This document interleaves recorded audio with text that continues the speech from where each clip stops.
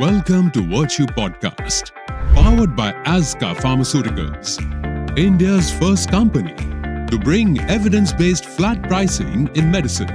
Virtue Podcast brings in renowned healthcare experts as we explore the path to healthier living, where science meets virtuosity.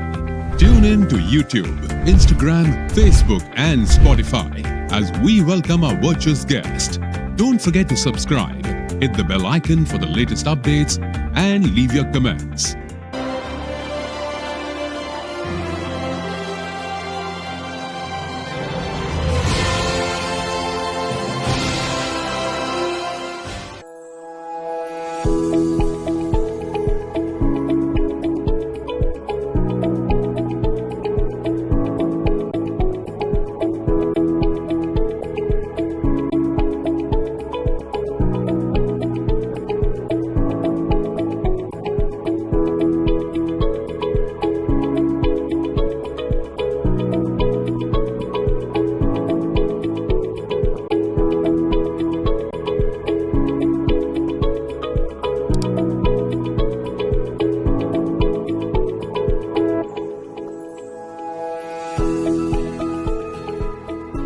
Virtue podcast series where we decode the secrets of well-being with experts who truly care. I'm Bhavin Bhatt and we are honored to welcome Dr. Jaideep Ramani.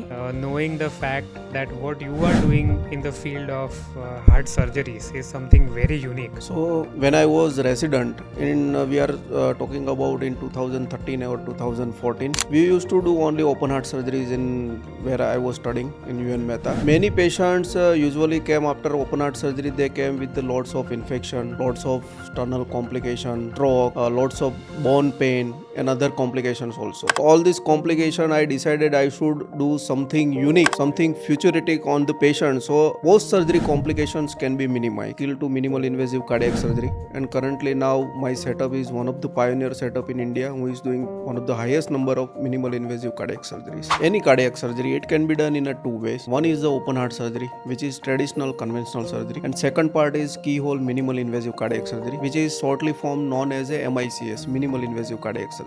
બંનેને આપણે અગર comparison કરીએ તો open heart surgery અને કીહોલ surgery વચ્ચેના basic difference શું છે કે ઓપન હાર્ટ સર્જરીની અંદર અમે જનરલી વચ્ચેનું જે મેઇન સ્ટર્નલ બોન હોય એ સ્ટર્નલ બોનને વચ્ચેથી ડિવાઈડ કરીને ચેસ્ટ ઓપન કરી દેતા હોઈએ, પછી આખી સર્જરી પરફોર્મ થાય. જ્યારે સેમ સામે કીહોલ સર્જરી છે. કીહોલ સર્જરી હું જનરલી છાતીના લેફ્ટ સાઈડ યા રાઈટ સાઈડ પર નાનો 3 થી 4 સેન્ટીમીટરનો ઇન્સિઝન મૂકીને આખી સર્જરી પરફોર્મ કરતો હોઉં. અત્યારે અમારા સેન્ટરની અંદર અમે જનરલી બાળક 1 વર્ષનું હોય કે 10 કેજીનું હોય ત્યાંથી માંડીને 100 કેજી, 150 કેજી યા 100 યર ત્યાં સુધીના રૂટીનલી મહિને લગભગ 45 થી 50 કીહોલ હાર્ટ સર્જરી કરતા હોઈએ છીએ. A skill you still want to learn. Still I want to learn to go for robotic cardiac surgery. Welcome to the Virtue podcast series where we decode the secrets of well-being with experts who truly care. I'm Bhavin Bhatt and we are honored to welcome Dr. Jaideep Ramani, a pioneer in minimal invasive heart surgery whose work has redefined cardiac care across Gujarat and India. With experience of more than 4,000 keyhole heart surgeries, Dr. Ramani is widely respected for combining precision, innovation, and compassion in the operating room. A trusted name in bypass, valve repair, and congenital heart procedures, his dedication to advanced heart solutions brings new hope to patients and professionals alike. Welcome, Dr. Ramani, Head and Director of Plexus Heart Surgery Center, where science meets heart. This podcast will be available on our Facebook page, YouTube channel, and Spotify as well. Welcome, sir. Thank you for inviting me. Sir, આજે હું personally બહુ excited છું to welcome you, knowing the fact that what you are doing in the field of heart surgeries is something very unique. So, sir, you have performed thousands of heart surgeries, and yet you have chosen to specialize in minimally invasive techniques. What personally drew you towards this modern precision-driven approach? So when I was resident we are talking about in 2013 or 2014, we used to do only open heart surgeries in where I was studying in UN Mehta. Many patients usually came after open heart surgery. They came with lots of infection, lots of sternal complication, stroke, lots of bone pain and other complications also. Right. So minimal invasive cardiac surgery initially it has been started in India long back, but it was not that much popularized. But just choosing all this complication, I decided I should do something unique, something futuristic on the patient, so post surgery complications can be minimized. Right. So that's why slowly I upgraded my skill to minimal invasive cardiac surgery, and currently now my setup is one of the pioneer setup in India who is doing one of the highest number of minimal invasive cardiac surgeries. So I completely remember. I mean, one of my uncles had a heart issue and he was supposed to get performed a heart surgery in 86. And I still remember what I have been told by my parents, my grandparents, કે એ ટાઈમે એક એટલું મોટી વસ્તુ હતી કે જ્યારે heart surgery perform કરવાની હતી in 86. Right. But I think over the years, the way it has evolved, and now I think with this coming in place, a keyhole heart surgery, it's a powerful mix where technology driven by empathy. Right. So you are not just saving lives, but I would say that you are making them easier post surgery, Right. જેનાથી complications અને reduce થઈ શકે છે. So sir, and while we are talking about emotions and impact, it reminds me that cardiac surgery at its core is also deeply human. So sir, can you share a moment that moved you emotionally as a heart surgeon? See, my grandfather actually died because of sudden cardiac arrest at home, just in front of me. અને મારા ફાધરના elder brother who also died in front of me just because of silent cardiac arrest. We also have the positive strong family history. એટલે એ વખતથી જ થોડું મગજમાં તો હતું કે ભાઈ આપણે હવે થોડું cardiac side we need to focus, અને થોડો મને એરિયા ઓફ ઇન્ટરેસ્ટ પણ હતો કાર્ડિયક સર્જરીનો. ડેટ્સ વાય કે જ્યારે મારી રેસિડન્સી MBBS જ્યારે મારું સ્ટાર્ટ થયું graduation, starting from MBBS 3rd year or 4th year, I have strongly decided કે ના, મારું future I will make it in a cardiac surgery. So આ રીતે ઘણા બધા પેશન્ટને સડન કાર્ડિયક એરેસ્ટ થાય, ઘણા પેશન્ટ ઘરેથી હોસ્પિટલ સુધી ના પહોંચી શકે, એટલે એક થોડું ઇમોશનલી ટચઅપ હતું કે જે મારા ફેમિલીમાં પણ થયું અને બહાર પણ થતું હોય. ડેટ્સ વાય પર્સનલી આગળ જતાં પછી મેં કાર્ડિયક સર્જરી ચૂઝ કરી. એટલે સર બેઝિકલી એ જે સીડ હતો તમારા હાર્ટ સર્જન બનવાનો, એ ઘણો પહેલા right, I think it was already shown. Yes, and ultimately it fructified. So it was decided I think 12-13 years back Right. કે આગળ મારું ફ્યુચર હું એઝ અ કાર્ડિયક સર્જન તરીકે ડેવલપ કરીશ. વાવ, એટલે પણ સર એ પાથ ઉપર ચાલવું અને being a successful cardiac surgeon is tremendous. Right. So sir, that's beautiful and heartwarming. So often we think of surgery in clinical terms, but this brings out the human side also. Which I think for viewers, કારણ કે sir હંમેશા કેવું થતું હોય કે ડૉક્ટર્સની એ જે emotional side છે એ પેશન્ટને ક્લિનિકલ સેટઅપ કે હોસ્પિટલ સેટઅપમાં ક્યારે જોવા નથી મળતી. તો I am sure with this platform lot of viewers and your patients will be able to see this side, emotional side of doctor as well. Yes. So sir, this brings me to the next question, that many of us know about open heart surgery, but keyhole bypass sounds very futuristic. I mean, Right. I'm sure કે ઘણા લોકોએ આ નહીં સાંભળ્યું હોય.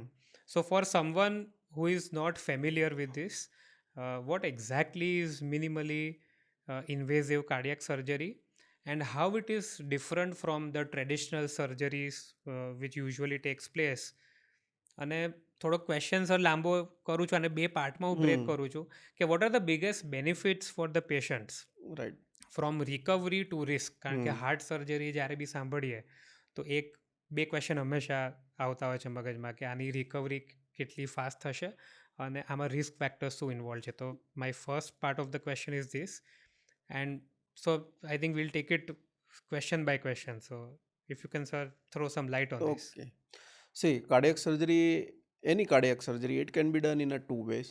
One is the open heart surgery, which is traditional conventional surgery, and second part is keyhole minimal invasive cardiac surgery, which is shortly form known as a MICS, minimal invasive cardiac surgery. બંનેને આપણે અગર comparison કરીએ તો open heart surgery અને કીહોલ surgery વચ્ચેના basic difference શું છે કે ઓપન હાર્ટ સર્જરીની અંદર અમે જનરલી વચ્ચેનું જે મેઇન સ્ટર્નલ બોન હોય એ સ્ટર્નલ બોનને વચ્ચેથી ડિવાઈડ કરીને ચેસ્ટ ઓપન કરી દેતા હોઈએ, પછી આખી સર્જરી પરફોર્મ થાય. જ્યારે સેમ સામે કીહોલ સર્જરી છે, કીહોલ સર્જરી હું જનરલી છાતીના લેફ્ટ સાઈડ યા રાઈટ સાઈડ પર નાનો 3 થી 4 સેન્ટીમીટરનો ઇન્સિઝન મૂકીને આખી સર્જરી પરફોર્મ કરતો હોઉં. હવે બંને વચ્ચેના બેઝિક ડિફરન્સ તમે જુઓ, ફાયદા અને ગેરફાયદા. ઓપન હાર્ટ સર્જરીની અંદર જ્યારે ઓલ્ડ એજ પેશન્ટ હોય, ડાયાબિટીક પેશન્ટ હોય, એટલે આ બધા પેશન્ટની અંદર એક ઇન્ફેક્શનનું રિસ્ક રહેતું હોય, બીજું એક બ્લીડિંગ થવાનું જોખમ રહે, ત્રીજું એક સ્ટ્રોક એટલે કે પેરાલિસિસનું રિસ્ક રહેતું હોય, અને ચોથું લંગ ઇન્ફેક્શન, કેમ કે આખી ચેસ્ટ ઓપન કરી દઈએ એટલે આ બધા કોમ્પ્લિકેશન થઈ શકે. આ બધા જ કોમ્પ્લિકેશન કીહોલ સર્જરીમાં બહુ જ મિનિમમ હોય. પાંચમી વસ્તુ, ઓપન હાર્ટ સર્જરી કર્યા પછી છાતીને સૌથી ઇમ્પોર્ટન્ટ કોમ્પ્લિકેશન જે પેશન્ટને નડતું હોય એ સ્ટર્નલ કોમ્પ્લિકેશન, મતલબ બોન રિલેટેડ કોમ્પ્લિકેશન. કેમ કે છાતી કટ કર્યા પછી છાતીને આપણે સ્ટીલના વાયરથી બંધ કરતા હોઈએ. આ વાયર દર્દી જીવે ત્યાં સુધી એની છાતીમાં રહે, અને શરૂઆતના 1.5 મહિનામાં છાતી ઉપર કોઈ પણ દબાણ આવે, માન લો કે સડનલી કંઈ વેઇટ ઉચકી લીધું, જોરથી 2-4 વાર ખાંસી ઉધરસ કરી લીધી, બોન જે જોડેલું હોય હલી જવાની શક્યતા રહી. ક્યારેક વાયર લૂઝ થઈ જાય, વાયર કપાઈ જાય, ચેસ્ટ ઓપન થઈ જાય, પેશન્ટને ઓપરેશનમાં લઈ જઈને ફરીથી અમારે વાયર ટાઈટ કરવા પડે, ચેસ્ટ બંધ કરવી પડે. આવું 100માંથી 4-5 ડાયાબિટીક પેશન્ટમાં હંમેશા થતું. કીહોલ સર્જરીમાં ફાયદો જે છે કે આમાં કોઈ જગ્યાએ છાતીનું હાડકું ક્યાંય કટ કરવામાં નથી આવતું, એટલે જે બોન રિલેટેડ કોમ્પ્લિકેશન હોય આની અંદર પ્રેક્ટિકલી 0 થઈ જાય. બીજું, ઘણા પેશન્ટને 3 મહિના, 6 મહિના, 8 મહિના સુધી ક્રોનિક બોન પેઇનની કમ્પ્લેન રહેતી હોય ઓપન હાર્ટ સર્જરીની અંદર. જ્યારે કીહોલ સર્જરીમાં બીજા કે ત્રીજા દિવસે ઘણા પેશન્ટને ખબર નથી હોતી કે એનું બાયપાસ સર્જરી થઈ ગઈ, એટલે it is a kind of painless procedure. હવે આગળ થોડું વધીએ કે રિકવરીમાં કેટલો ફરક પડે. ઓપન હાર્ટ સર્જરી પછી તમારે મિનિમમ 1 થી 1.5 મહિના સુધી આરામ કરવો પડે. 1-1.5 મહિના સુધી કોઈ વજન ના ઉચકી શકાય. જે ચેસ્ટ બાઇન્ડર્સ હોય, જે છાતીના પટ્ટા હોય, એ બાંધીને તમારે 1.5-2 મહિના સુધી વેઇટ એન્ડ વોચ કરવું પડે. કીહોલ સર્જરીમાં મોટાભાગના પેશન્ટને અમે 72 કલાકની અંદર, એટલે કે ત્રીજે દિવસે ડિસ્ચાર્જ કરી દેતા હોઈએ, અને ચોથા દિવસથી બધા પેશન્ટને એડવાઇસ આપતા હોઈએ કે ભાઈ પોતાનો જે કામ ધંધો હોય એ બધું જ તમે 4-5મા દિવસથી રિઝ્યુમ કરી શકો. એટલે રિકવરી વાઇઝ તમે જુઓ તો ઓપન હાર્ટ સર્જરી કરતાં કીહોલ સર્જરીના રિકવરી ફેઝની અંદર almost it is 100 times faster. જ્યારે બંનેના રિઝલ્ટની વાત કરો તો બંનેના રિઝલ્ટ ઓલમોસ્ટ સેમ જ છે. ઓપન હાર્ટ સર્જરીથી જે આપણે સર્જરી કરતા હોઈએ એ સેમ સર્જરી કીહોલ સર્જરીથી ઇઝીલી રિપ્રોડ્યુસિબલ હોય, એટલે રિઝલ્ટ્સ બંનેના સેમ રહેવાના. પણ જે રિકવરી ફેઝ છે એ ઓપન હાર્ટ સર્જરી કરતાં કીહોલ સર્જરીમાં ઓલમોસ્ટ 100 ટાઈમ્સ ફાસ્ટર થઈ જતો હોય. વાવ. એટલે સર બંને પોઈન્ટ ઓફ વ્યૂ લે રિકવરી ને risk.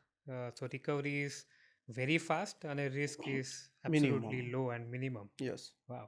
So, sir, my next part of the same question, do all heart patients qualify for these kind of surgeries, or there are specific selective criteria કે અગર પેશન્ટમાં આ criteria હોય તો જ આમાં કીહોલ bypass surgery થઈ શકે, અને આ સિલેક્શન ક્રાઇટેરિયામાં ફિટ ના થતું હોય પેશન્ટ તો ઓપન હાર્ટ કરવી પડે, તો એમાં સર તમારું શું કહેવું છે? યસ. અત્યારે અમારા સેન્ટરની અંદર અમે જનરલી બાળક 1 વર્ષનું હોય કે 10 kgનું હોય ત્યાંથી માંડીને 100 kg, 150 kg યા 100 યર ત્યાં સુધીના રૂટીનલી મહિને લગભગ 45 થી 50 કીહોલ હાર્ટ સર્જરી કરતા હોઈએ છીએ. 99% patient out of 100 keyhole surgery can be done very easily with minimum risk. પણ યસ, અમુક કહેવાય કે કેટલાક કોન્ટ્રાઇન્ડિકેશન રહેલા છે, મતલબ અમુક પ્રોસિજર કે જેની અંદર કીહોલ સર્જરી અવોઇડ કરવી જોઈએ. એ બધા કયા છે કે બહુ નાનું બાળક હોય, 10 કિલો કરતાં ઓછું વજન હોય, કોમ્પ્લેક્સ કન્જનાઇટલ એનોમલી હોય, મતલબ જન્મજાત ઘોડકાપણ હોય પણ બહુ કોમ્પ્લેક્સ હોય. બીજી વસ્તુ કે ઇમરજન્સી સિચ્યુએશન હોય, આજે ઘરેથી કોઈને એટેક સાથે CPR દેતા આવતા હોઈએ કે ઇમરજન્સી ક્રિએટ થઈ હોય તો આવી સિચ્યુએશનમાં પ્રિફરેબલી અમે અવોઇડ કરતા હોઈએ. અધરવાઇઝ ઓલમોસ્ટ મને યાદ નથી કે છેલ્લા 800 થી 900 કેસમાં ક્યારેય અમે કીહોલ સર્જરીના કોઈ પેશન્ટને રિજેક્ટ કર્યું હશે. ઓલમોસ્ટ 100 આઉટ ઓફ 100 કેસીસમાં કીહોલ સર્જરી બહુ સરળ રીતે અને સારી રીતે થઈ શકતી હોય છે. એટલે આજની generally advance technology, advance machineries, advance OT setup, એ બધું જોવા જઈએ તો keyhole surgery almost 100 out of 100 કેસીસમાં બહુ ઇઝીલી અને સારી રીતે થઈ શકતી હોય છે. વાવ. તો આઈ થિંક એટલે જેટલા રિસ્ક આમાં ઓછા છે, રિકવરી ટાઈમ ફાસ્ટ છે, અને તમે જે રીતે કહો છો કે મેક્સિમમ પેશન્ટ્સ માટે આ સર્જરી સુટેડ હોય છે, it is only selective few. So I think this is absolutely the way forward that heart health management અને surgeries are going to take place. So that's fantastic, sir. Speaking of tailoring and technique, sir તમે 4000થી 4000 plus surgeries કરી છે, which is keyhole bypass minimally invasive surgery, જે કોઈ નાની વાત નથી. સો having said that, what are the challenges that you face uh, during this entire process? જ્યારે મેં કીહોલ સર્જરી સ્ટાર્ટ કરી, keyhole surgery I started at around 2014. ત્યાંથી હું કીહોલ સર્જરી જનરલી કરું છું. પ્રાઇવેટ સેટઅપમાં I am the first person હું started keyhole surgery in all over Gujarat in private setup. હવે એક બાજુ ટ્રેડિશનલ સર્જરી છે, એક બાજુ કીહોલ મિનિમલ ઇન્વેઝિવ સર્જરી છે. કીહોલ મિનિમલ ઇન્વેઝિવ સર્જરી એટલી બધી કહેવાય કે વધારે પડતી અવેરનેસ કે એવું કોઈ વધારે નહોતું, કેમ કે કરવાવાળા પર્સન્સ બહુ ઓછા હતા. મતલબ ગુજરાતમાં I was the first person હું સ્ટાર્ટેડ ઇટ. એટલે ઘણા બધા ટેકનિકલ ચેલેન્જીસ પ્લસ બીજી બધી challenges from other doctors also, મતલબ સિનિયર ડૉક્ટર્સ હોય ને એ બધા પાસેથી ઘણા બધા મારે કહેવાય ને કે ટેકનિકલ ચેલેન્જીસ ને એ બધા ઘણા આવતા. રાઈટ. હવે સૌથી ઇમ્પોર્ટન્ટ પાર્ટ છે પેશન્ટનો કાઉન્સેલિંગ કરવાનો, અને પેશન્ટને થોડું કાઉન્સેલિંગ કરીને પેશન્ટને એના ક્વેશ્ચન્સ જે હોય એ બધા સેટિસ્ફાય કરવાનું. રાઈટ. કેમ કે જ્યારે પણ બાયપાસ સર્જરીની કે હાર્ટ સર્જરીની વાત આવે એટલે ઓબ્વિયસલી પેશન્ટ વિન્ડો શોપિંગ માટે જવાનું. વિન્ડો શોપિંગ માટે જવાનું એટલે અલગ અલગ ડૉક્ટર અલગ ક્વેશ્ચન્સ મગજમાં નાખતા હોય. રાઈટ. ઘણા બધા ક્વેશ્ચન પેશન્ટ આવીને અમને પૂછતા હોય એટલે મને ખ્યાલ આવી જાય કે આ લોકો એક જગ્યાએ, બે જગ્યાએ, 3 જગ્યાએ વિન્ડો શોપિંગ કરીને આવ્યા છે. રાઈટ. એટલે ઘણા ક્વેશ્ચન કે ભાઈ સક્સેસ રેટ કેવો. બીજું કે ઘણા ડૉક્ટર મગજમાં નાખે કે એકથી વધારે નળી હોય તો બાયપાસ ના થઈ શકે, હૃદયની નીચેની નળી હોય તો બાયપાસ ના થઈ શકે, જમણા હૃદયની નળી હોય તો બાયપાસ ના થઈ શકે, હૃદયનું કન્ડિશન ખરાબ હોય તો બાયપાસ ના થઈ શકે, બાયપાસની સાથે વાલ રિપેર કે રિપ્લેસમેન્ટ હોય તો ના થઈ શકે. એટલે આ બધા ટેકનિકલ ક્વેશ્ચન્સ ડૉક્ટર્સ પેશન્ટના મગજમાં નાખતા. એટલે પેશન્ટને આ બધા ટેકનિકલ ક્વેશ્ચનમાંથી બહાર કાઢવું, એને સેટિસ્ફેક્ટરી જવાબ આપવા, પ્રોપર કાઉન્સેલિંગ કરવું અને પછી સર્જરી માટે તૈયાર કરવા. અને સર્જરી કર્યા પછી સેમ આપણે સક્સેસ રેટ સાથે અને સેટિસ્ફેક્ટરી એમને રિઝલ્ટ આપવું. એટલે આ બધા ટેકનિકલ ચેલેન્જીસ મારે લગભગ 4 થી 5 વર્ષ ઘણા બધા આઉટકમ આવ્યા, ઘણા બધા ઓવરકમ કરવા પડ્યા. પણ લેટર ઓન મને લાગે છે કે in last 4-5 years now patients are choosing keyhole or minimal invasive cardiac surgery, કે ભાઈ હવે અમારે આ કરાવવું છે. ઘણીવાર સિનિયર સર્જન ના પાડે છતાં પેશન્ટ રિલક્ટન્ટ થઈને આવતા હોય છે અને ઇઝીલી કરાવતા હોય છે. તો અત્યારે મારા સેન્ટરમાં monthly we do nearly 45-50 keyhole minimal invasive cardiac surgery and we do all the complex heart surgery, we do all the kinds of redo surgeries, valve repair, replacement, કન્જેનાઇટલ.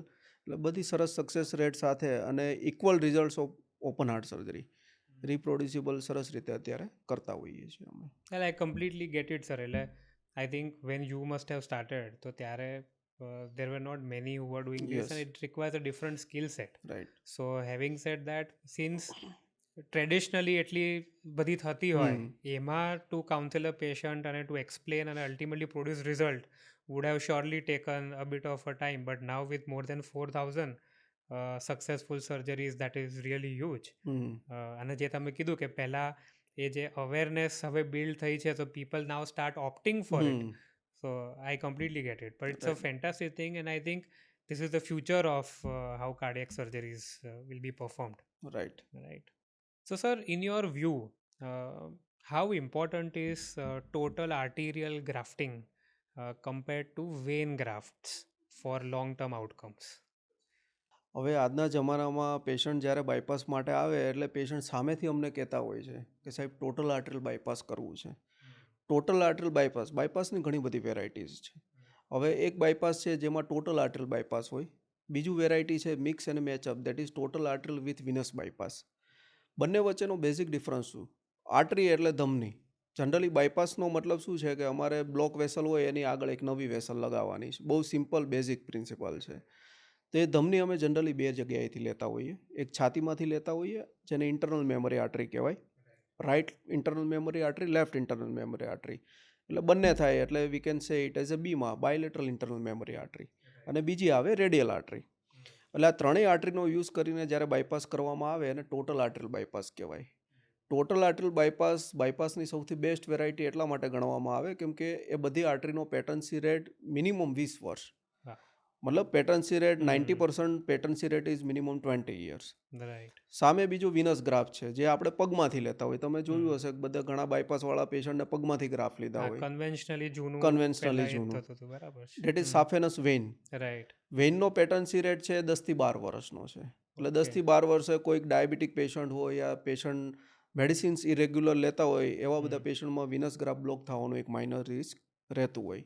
Right. એટલે અમારા સેટઅપમાં પણ અમારો ઓલમોસ્ટ 99% પેશન્ટમાં અમે ટોટલ આર્ટરલ બાયપાસ જ કરતા હોઈએ, okay. Irrespective of age of patient, irrespective of physique of patient, irrespective of general condition of patient. Right. કેમ કે ટોટલ આર્ટર બાયપાસ એટલે બાયપાસની સૌથી બેસ્ટ વેરાયટી જે મિનિમમ 15 થી 20 વર્ષ સુધી તમારા ગ્રાફ ફ્લો કરે.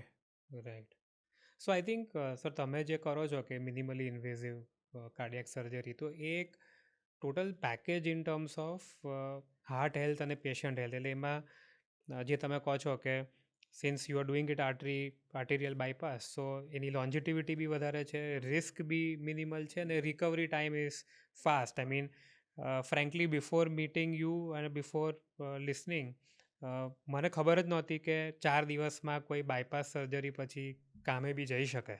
સો this is indeed sir, I am sure that lot of viewers અને patients who are listening to this would get a good idea about what actually this kind of surgeries are, અને જેની awareness જેટલી જોઈએ after listening to you જેટલી હોવી જોઈએ એટલી કદાચ નથી. સો this will be a good platform for all the viewers, I feel.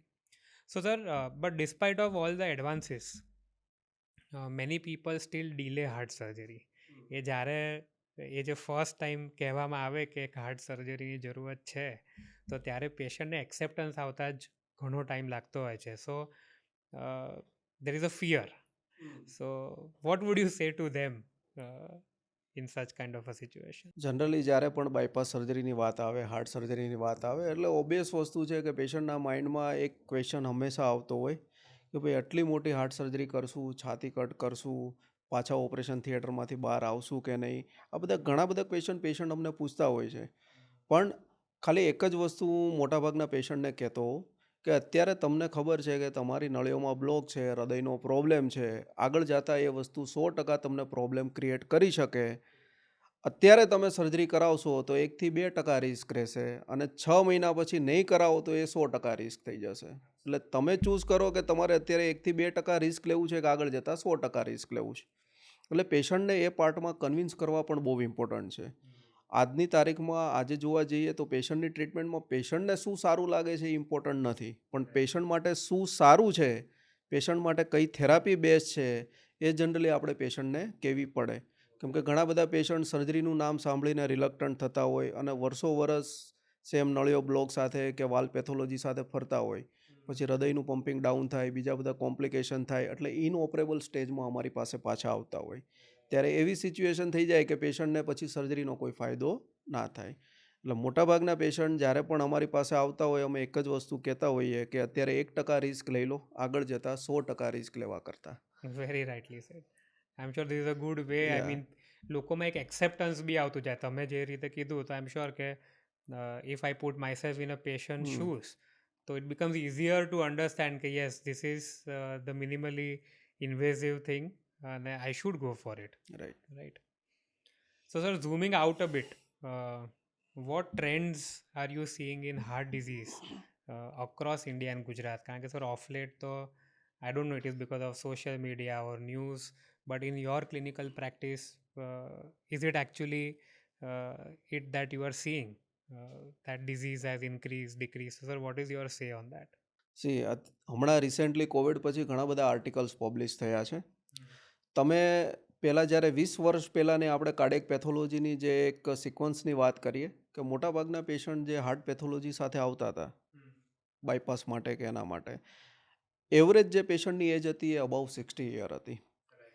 છેલ્લા 10 વર્ષમાં એવરેજ જે પેશન્ટની એજ છે એ બિલો 50 યર આવી ગઈ છે. અને કોવિડ પછી તમે જોવા જાઓ તો ઓન એન એવરેજ પેશન્ટની જે એજ છે બાયપાસ માટેની એ નિયરલી 40 યર આવી ગઈ છે. અત્યારે મારા સેટઅપની અંદર એ મહિને હું 20 પેશન્ટ એવા ઓપરેટ કરતો હોઈશ કે જેની ઓન એન એવરેજ એજ 35 થી 45ની વચ્ચે હોય. એટલે જેમ જેમ સિનેરીઓ જેમ જેમ આપણે આગળ વધતા જઈએ છીએ એમ એમ આપણી હેલ્થ વાઇઝ આપણી એજ નાની થતી જાય છે. એમાં બી food, unhygienic food, diabetic, hypertension, other comorbidities, plus જોડે જોડે બહારનું બધું જે કોવિડ ને કોરોના ને એ બધું મિક્સ મેચઅપ થયું એટલે ઘણા બધા યંગ પેશન્ટ્સ અમારી પાસે અત્યારે બાયપાસ ને એ બધા માટે રેગ્યુલરલી આવતા હોય છે. એટલે પહેલાં 60 યર અબાઉ એજ હતી, હવે એવું કહેવાય કે ભાઈ હાર્ટ પેથોલોજીની on an average age is nearly 50 year. હજુ તમે એક ડિકેડ જવા દેશો એટલે એજ ડાઉન થઈને 30 યર આવી જશે. પણ સર તમારી જે ક્લિનિકલ પ્રેક્ટિસ છે તો એમાં વોટ ડુ યુ ફીલ કે it is because of the lifestyle અને એના લીધે વધારે છે કે અવેરનેસ એક બાજુ એવું બી હોય કે અવેરનેસ વધી એટલે મારું ડાયગ્નોસિસ બી જલ્દી થઈ રહ્યું છે, તો એમાં તમે how do you evaluate? Generally આપણે ઇન્ડિયામાં ખાલી એક જ ઇસ્યુ છે કે આપણે ઇન્ડિયામાં હેલ્થ સ્ક્રીનિંગ કે હેલ્થ અવેરનેસ જેવો કોઈ પ્રોગ્રામ નથી. તમે આઉટ ઓફ કન્ટ્રીમાં જાઓ તો આફ્ટર 35 યર કમ્પલસરી તમારે every 1 year 2 year compulsory health screening, health checkup, cardiac screening એ બધું કમ્પલસરી કરવું પડે. રાઈટ. બીજું કે અત્યારે થોડી હેલ્થ અવેરનેસ વધી છે. હેલ્થ અવેરનેસ વધવાને કારણે લોકો અર્લી ડાયગ્નોસ થયા છે. અર્લી ડાયગ્નોસ થાય એટલે ઓલ ઓવર ઇન્સિડન્સ તમારો વધ્યો છે. પણ આ વસ્તુને આપણે કોરોના અને કોવિડ સાથે અત્યારે કોરિલેટ કરતા થયા છે કે ભાઈ વેક્સિન લીધી, કોવિડ થયો, કોરોના થયો એટલે અર્લી એજે આ બધી પ્રોબ્લેમ આવી. પણ એક રીતે તમે જોવા જાઓ તો હેલ્થ સ્ક્રીનિંગનો પ્રોગ્રામ, હેલ્થ સ્ક્રીનિંગ વધ્યું છે કેમ કે અમારા સેટઅપમાં ઘણા બધા યંગ પેશન્ટ્સ થોડું પણ ચેસ્ટ પેઇન થાય, મસ્ક્યુલર પેઇન થાય તો કાર્ડિયાક ચેકઅપ માટે આવી જતા હોય છે. એમાં 10માંથી 2 પેશન્ટ પોઝિટિવ પણ આવતા હોય છે. એટલે હેલ્થ સ્ક્રીનિંગ એક સૌથી ઇમ્પોર્ટન્ટ રોલ ભજવે છે. અને બીજી વસ્તુ કે અનહેલ્ધી લાઈફસ્ટાઈલ જે અત્યારે ડાયાબિટીક છે, હાઇપરટેન્શન છે, બહારનું ફ્રાઈડ ફૂડ છે, પ્લસ બીજી અનહેલ્ધી હેબિટ્સ છે, એને સ્ટ્રેસ લેવલ વેરી ઇમ્પોર્ટન્ટ. એટલે આ બધાને કારણે જનરલી હવે યંગ એજની અંદર કાર્ડિયાક જે પ્રોબ્લેમ છે એના બધાના રિસ્ક વધતા જાય છે. એટલે એક બાજુ અવેરનેસ વધી રહી છે અને બીજી બાજુ લાઈફસ્ટાઈલ ડિટિરિયોરેટ થઈ રહી છે. એટલે બંનેનું મિક્સ થઈને આઈ થિંક એ જે તમે કહો છો કે પહેલાં 60 અબાઉ જે વધારે પેશન્ટ્સ હતા, હવે 50 ને 40 ને મે બી કદાચ આગળ જતાં વી હોપ એવું ના થાય. પણ યા એટલે very much possible. So this also brings me to my next curiosity. What can we do now to prevent that kind of a future જે તમે કીધું 30sમાં થઈ શકે? What are the 3 things you wish every 40-year-old or maybe say 30-year-old Indian would start doing today to prevent this kind of a scenario? એટલે આ બધા question તમે જે પૂછો છો એ ઘણા યંગ પેશન્ટ્સ આવીને પણ પૂછતા હોય કે સાહેબ હવે અમારે શું ધ્યાન રાખવાનું. હું જનરલી 2-3 વસ્તુ જ કહેતો કે જ્યારે પણ પેશન્ટ કોઈ પણ પર્સનની એજ અબાઉ 35 યર થાય એટલે એવરી 2 યરલી એકવાર કાર્ડિયાક સ્ક્રીનિંગ કમ્પલસરી કરાવવું. કાર્ડિયાક સ્ક્રીનિંગમાં 2D ઇકો છે, ECG છે, થોડાક બ્લડ પ્રોફાઇલ્સ છે. એના ઉપરથી આપણને 99% થોડો આઈડિયા આવી જતો હોય છે કે પેશન્ટને એસિમ્પ્ટોમેટિક કોઈ કાર્ડિયાક પ્રોબ્લેમ છે કે નહીં. બીજી વસ્તુ કે bad habits, smoking, alcohol consumption as possible કે ટ્રાય કરો અવોઇડ કરવાનું. ત્રીજી વસ્તુ સ્ટ્રેસ લેવલ, ટ્રાય ટુ મતલબ balance the stress level in your personal and professional life. અને ચોથી વસ્તુ કે હેલ્ધી ફૂડ્સ. આ થોડી વસ્તુ ધ્યાન રાખો તો મને એવું લાગે છે ઘણા બધા પ્રોબ્લેમ્સ તમારા સોલ્વ થઈ શકે. યા પછી જે પ્રોબ્લેમ જે અત્યારે થવાનો હોય એનો આપણે થોડો ટાઈમ ડ્યુરેશન થોડો લંબાઈ શકીએ. Absolutely. Very rightly said. Yes, I think screening is the first thing, followed by your food habits and the, like you said, smoking, alcohol, that should be, or these are very basic, but I think that this needs to be, we need to keep telling ourselves daily કે આ કરવાનું છે. એટલે exercise, yes. that is very important. Right. But I think a lot of people are not able to manage it. But yes, I mean, having said that, આ 30 yearsમાં ના થાય જે તમે કીધું એની માટે બહુ જરૂરી છે. તો સર હવે એક બહુ ઇન્ટરેસ્ટિંગ વસ્તુ કરીએ. આઈ થિંક જે વ્યુઅર્સ અને તમારા પેશન્ટ્સ માટે અને all of us, so this will be very interesting. It's a rapid fire round. Done. આપણે બધે ટોક શોમાં જોતા હોઈએ છીએ rapid fire round. So we thought why not have it with our doctors. અને I think this rapid fire round will also unveil a side of the doctor જે બધા patients અને વ્યુઅર્સને આઈડિયા ના હોય ક્લિનિકલ સેટઅપમાં. તો આઈ એમ વેરી એક્સાઇટેડ. આ અમે first time કરી રહ્યા છે આ એસ્કા વર્ચ્યુ પોડકાસ્ટમાં. I am sure this will be very interesting. તો sir, are you ready? Done. Okay, so let's go for it. Your favourite subject in medical school? Pharmacology. Your comfort food after a long day? Healthy vegetables. Okay. One habit you never skip no matter how busy you are? Reading for 30 minutes. One book or movie that left a lasting impression on you? Atomic Habits. Good book. Wow. That's my favorite too. Okay. Your favorite way to relax or de-stress? My farmhouse and my kids. Fantastic. One person who has been your biggest inspiration. Two person. Dr. Pankaj Modi is my PG teacher in my MS General Surgery, Mhm. and Dr. Chirag Doshi is my PG teacher in my cardiac surgery. So both are my good inspirations. Wow. A skill you still want to learn. Still, I want to learn to go for robotic cardiac surgery. Okay. A quote you live by. તમારો favourite કોઈ quotation કે saying કંઈક હોય. Uh, Eat healthy, stay healthy. Right, simple but a strong message. Yes. A hobby you wish you had more time for. Movie. Okay. Tea or coffee, your fuel. Of course, tea two Hmm. times a day. Okay. What is one quality every good doctor must have? Faith in patient and discipline in work. And last but not the least, in one word, what keeps you going every single day? My work, surgery. Wow. So that brings us to the end of this rapid fire. Thank you. Sir, I think this has been a wonderful conversation with one of the India's leading cardiac mind. To everyone listening, let this be your sign to care for your heart and take action and never underestimate the power of modern medicine. Thank you, Dr. Ramani, Thank you. for your time and your tremendous contribution to healthcare. You have inspired us all. And this was the Ask a Virtue podcast. Until the next time, stay healthy and life positive. Thank you so much, sir. Okay. Thank you for inviting me.